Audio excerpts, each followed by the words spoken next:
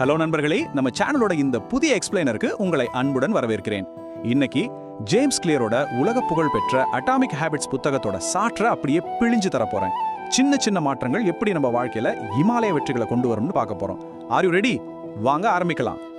இன்னைக்கு உங்களை வேற லெவலுக்கு கொண்டு போக போற அந்த 5 விஷயங்கள் என்னென்ன தெரியுமா?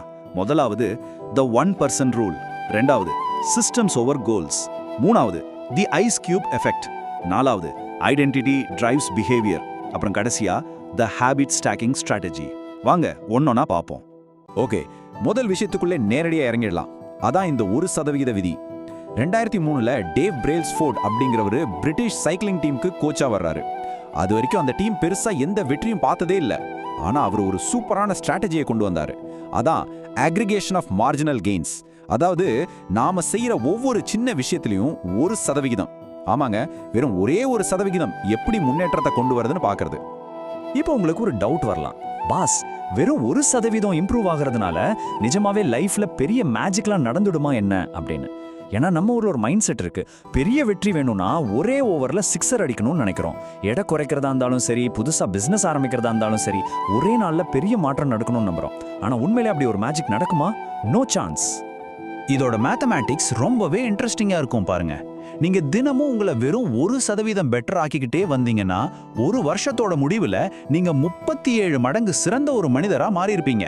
அப்படியே உல்டாவா யோசிச்சு பாருங்க, தினமும் 1% மோசமா போனா கிட்டத்தட்ட 0க்கு வந்துருவோம். அதாவது இந்த பழக்க வழக்கங்கள் அப்படிங்கிறது சுய முன்னேற்றத்தோட காம்பவுண்ட் இன்ட்ரெஸ்ட் மாதிரி. அந்த கூட்டு வட்டி எப்படி மெதுவா ஆரம்பிச்சு அப்புறம் ராக்கெட் வேகத்துல ஏறுமோ அதே மாதிரி தான் இதுவும். இதை ரொம்ப அழகா விளக்க ஜேம்ஸ் கிளியர் ஒரு அருமையான உதாரணம் சொல்றாரு. லாஸ் ஏஞ்சலஸ்ல இருந்து நியூயார்க்கு ஒரு விமானம் கிளம்புதுன்னு வச்சுக்கோங்க. டேக் ஆஃப் ஆகிறப்போ அதோட ரூட்ல வெறும் 3.5 டிகிரி மட்டும் கொஞ்சம் தெற்கு நோக்கி மாறுச்சுன்னா என்ன ஆகும் தெரியுமா? அது நியூயார்க்குக்கு பதிலா வாஷிங்டன் டிசில போய் தான் லேண்ட் ஆகும்.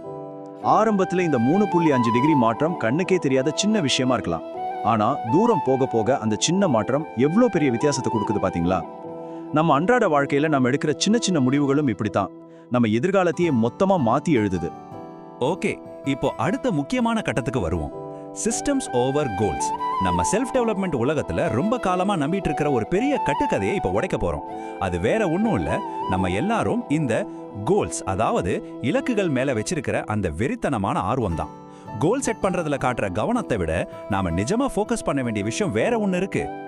இலக்குகளுக்கும் சிஸ்டம்களுக்கும் பெரிய வித்தியாசம் இருக்குங்க. நீங்க நல்லா கவனிச்சு பாருங்க. ஜெயிக்கிறவங்க தோக்குறவங்க 2 பேருக்கும் ஒரே மாதிரியான கோல் தான் இருக்கும். ஒலிம்பிக்ஸ்ல ஓடுற எல்லாருக்குமே தங்க பதக்கம் வாங்கணும்னு தான் ஆசை. அப்புறம் எப்படி ஒருத்தர் மட்டும் ஜெயிக்கிறார்? அவரோட அன்றாட பயிற்சி முறை, அதாவது அவரோட சிஸ்டம் மத்தவங்களை விட சிறப்பா இருக்கு. அதுதான் காரணம். கோல்ஸ் அப்படிங்கிறது ஒரு குறிப்பிட்ட நேரத்துல கிடைக்கிற தற்காலிகமான வெற்றி.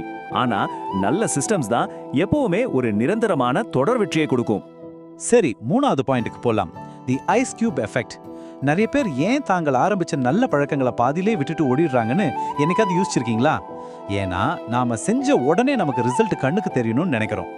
இந்த அவசர புத்தியை புரிஞ்சுக்க இந்த ஐஸ் கட்டி உதாரணம் ரொம்பவே ஹெல்ப் பண்ணும். இப்போ இதை கொஞ்சம் இமேஜின் பண்ணி பாருங்க. உங்க முன்னாடி ஒரு ஐஸ் கட்டி இருக்கு.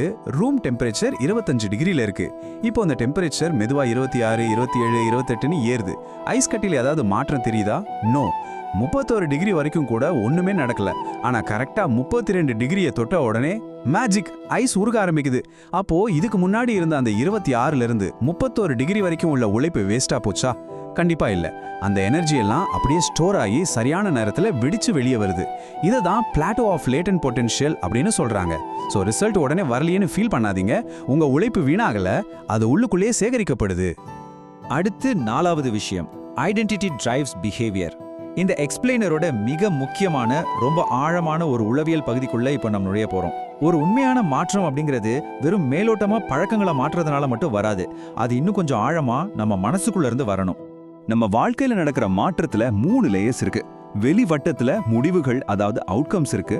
நடுவுல இருக்கிறது செயல்முறைகள், அதாவது ப்ராசஸ். அப்புறம் மையத்துல ரொம்ப ஆழமா இருக்கிறது தான் அடையாளம், அதாவது ஐடென்டிட்டி. நம்ம ஆட்கள்ல நிறைய பேர் என்ன தப்பு பண்றாங்கன்னா, வெளியிருந்து ஆரம்பிக்கிறாங்க. நான் 10 கிலோ எடையை குறைக்கணும் அப்படின்னு முடிவுகள் மேல மட்டும் ஃபோக்கஸ் பண்றாங்க. ஆனா ஒரு பழக்கம் காலத்துக்கும் உங்க கூடவே இருக்கணும்னா அந்த மாற்றம் உள்ளே இருந்து, அதாவது உங்களோட அடையாளத்துல இருந்து ஆரம்பிக்கணும். சோ இங்க குரூஷியலான பாயிண்ட் என்னன்னா, இந்த சூப்பரான கோட்டை கொஞ்சம் கவனிங்க. ஒரு புத்தகத்தை படிக்கிறது இலக்கு கிடையாது, ஒரு சிறந்த வாசகனா மாறுறது தான் இலக்கா இருக்கணும். அதே மாதிரி தான் மாரத்தான் ஓடி முடிக்கிறது முக்கியம் இல்ல, உங்களை ஒரு தடகள வீரரா மாத்திக்கிறது தான் முக்கியம். அவுட்கம் பேஸ்டு ஹேபிட் சீக்கிரம் காணாம போயிடும், ஆனா உங்க ஐடென்டிட்டியை பேஸ் பண்ணி வர பழக்கங்கள் தான் எப்பவுமே உங்க கூடவே நிற்கும். இப்போ உங்க அடையாளத்தை மாத்துறதுக்கு ஒரு ஈஸியான 2 ஸ்டெப் ஃபார்முலா சொல்றேன். ஃபர்ஸ்ட், நீங்க எப்படிப்பட்ட ஆளா மாற ஆசைப்படுறீங்கன்னு முடிவு பண்ணுங்க. செகண்ட், சின்ன சின்ன டெய்லி ஆக்ஷன்ஸ் மூலமா அதை உங்களுக்கு நீங்க ப்ரூவ் பண்ணுங்க. சிம்பிளா சொல்லணும்னா, நீங்க படிக்கிற ஒவ்வொரு பக்கமும் நீங்க ஒரு ரீடர் அப்படிங்கிறதுக்கான ஒரு வோட். நீங்க செய்யற ஒவ்வொரு சின்ன ஒர்க் அவுட்டும் நீங்க ஒரு ஃபிட்டான ஆள் அப்படிங்கிறதுக்கான வோட்.